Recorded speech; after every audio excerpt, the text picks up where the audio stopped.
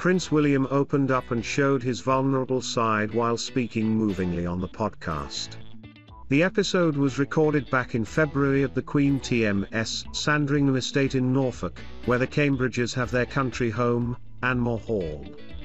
The prince stated, "Walking has been a feature of my life during the good times and the bad, come rain or shine.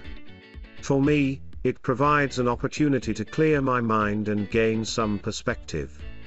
It TMS a key part of how I manage my mental health. It can be a very sociable exercise or a moment of complete calm and isolation."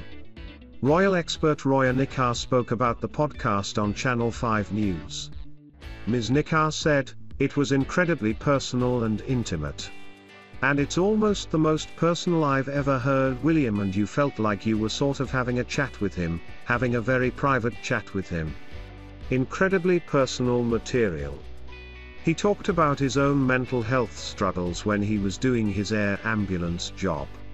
You know, feeling like the whole world was dying, not really knowing what was going on in his head and figuring out what was going on after he'd been to this very traumatic callouts.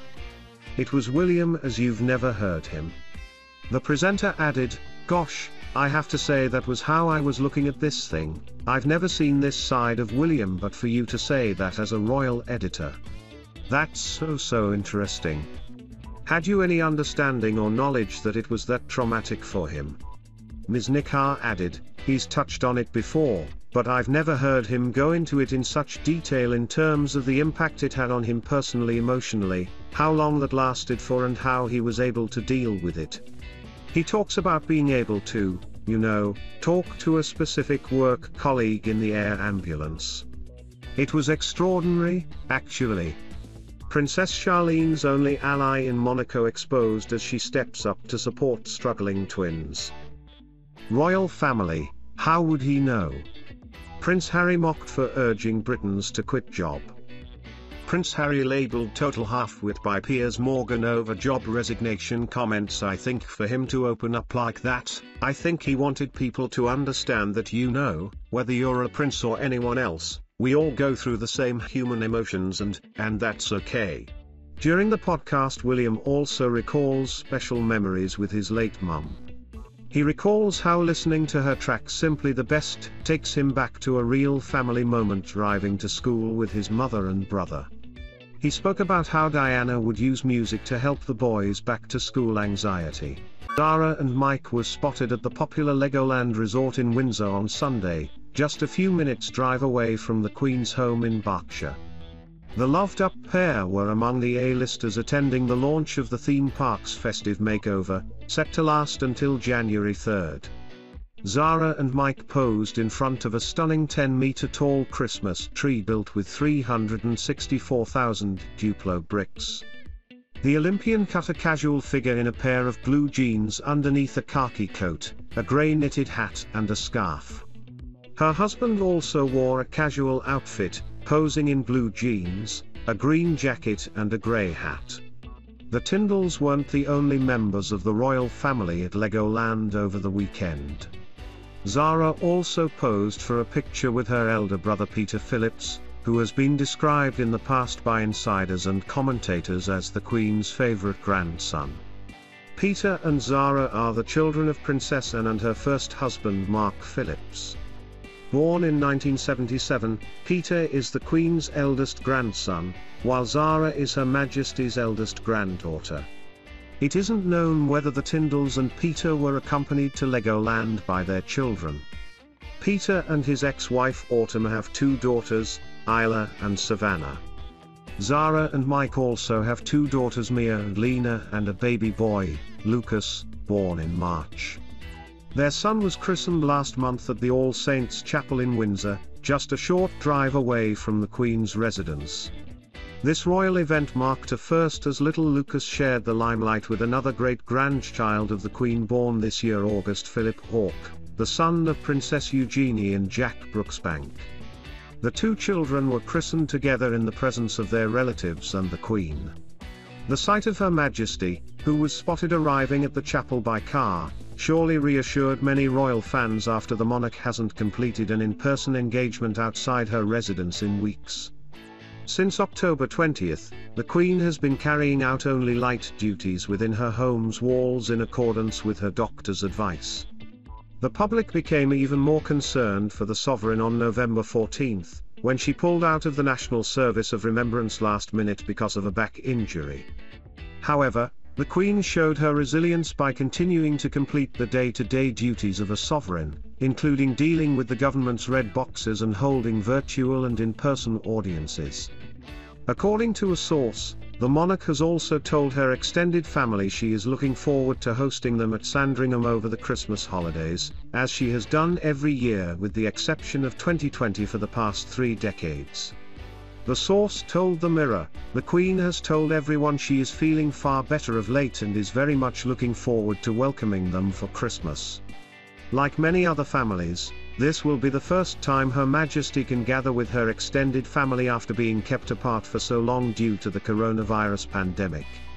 The Queen normally hosts her extended family at Sandringham House between Christmas Eve and Boxing Day. On December 24th, the family arrives at her home in Norfolk, open the presents in accordance with the German tradition and have a lavish dinner. On the following morning, the royals head to St. Mary Magdalene Church for the Christmas Day service, where they are showered with well wishes by royal fans waiting for them on the premises of the chapel. Middleton shared on her Instagram account for her business, Party Pieces, an image of 2 tomps which she is selling on her website. Under the photo, she wrote, "I'm going to need a few of these cheeky chaps this December, to hide around the house and make my grandchildren laugh. As much as I love immaculate decorations, we can't be too serious at Christmas."